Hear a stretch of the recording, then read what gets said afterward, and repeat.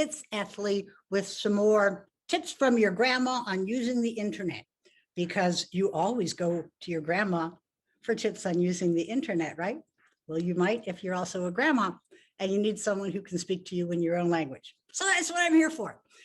All this Vaseline on the lens is thanks to a filter called Smooth Face by Ahmed, and I found it in the Snap Camera app, which I did another video about. Today, I'm going to talk to you about keeping yourself safe and private when you search and browse, because I know that's an issue with a lot of people. And I imagine that a lot of you are also tired of being served so many ads whenever you Google something, because you know you don't have to Google if you're going to Google. Then you don't have to use Chrome, which is owned by Google, when you search on the internet. There are options, and they are more private and less ad run than the Google suite of services. I mean, Google has a lot of benefits. I do use Gmail because its archive is incredibly easy to search and it's large, but also Google keeps it on servers for like a couple of years and they can search it too. So not everybody loves that. By the way, if my video editing looks worse than it did before, that's because I'm doing it myself. I'm trying to teach myself how to use iMovie and edit my own videos. So forgive me if the average 12-year-old does way more sophisticated visuals than I do, but there you go. I am doing my best. Here's what I'm going to recommend that you do.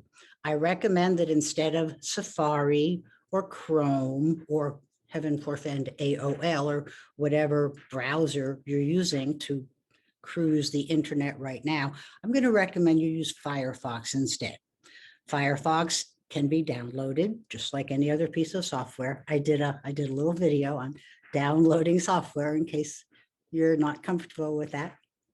And you can install Firefox as your default browser. They are much less ad driven and their privacy is better. It's just better privacy. You want to go to mozilla.org, which is who owns Firefox. And then you can set Firefox as being your default browser. Or you don't have to if you don't want to. You can, just go to it when you want to go to it, because it will be an app and you'll be able to click on it.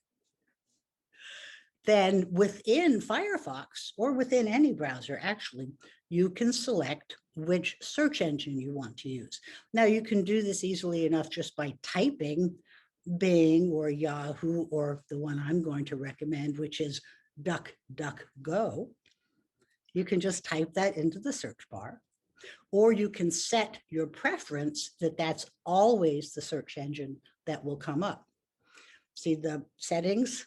I love settings. All the good stuff is always in settings. And you'll go to preferences, and then you will select the search engine that you want. And if you use DuckDuckGo, you'll find that it serves you no ads and it retains no information about you. Like here, if I search for coffee shops near me, it has no idea where I am. Now I can tell it, search for coffee shops near 90046, which yes is my zip code, so doxed myself. And then it will give me more specific targeted information.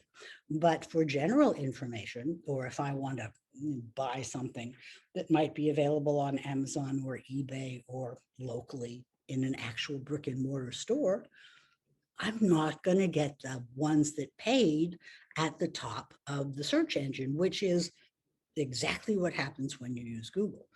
All of the first returns, all the first things they tell you when you search is people who have paid for that positioning. And that's not what happens in DuckDuckGo. They just give you an algorithmic response and no ads. Sure, there's still going to be cookies and there's still going to be trackers at the websites you actually go to. But when it comes to search and it comes to browsing, I would just as soon stick with the people that are going by the old school "don't be evil" motto that was Google's original motto. And they don't have that motto anymore, right? the internet used to be so egalitarian, and now it's so corporate. And like a lot of us boomers, there are things about the past I prefer to things about the present. But there's also a lot I like about the present. One of them is the ability to talk to you. So feel free to talk to me back. Just email me or make comments and ask for what you want me to help you figure out. I will do my best. We're all muddling through this together. We are digital immigrants learning a new language.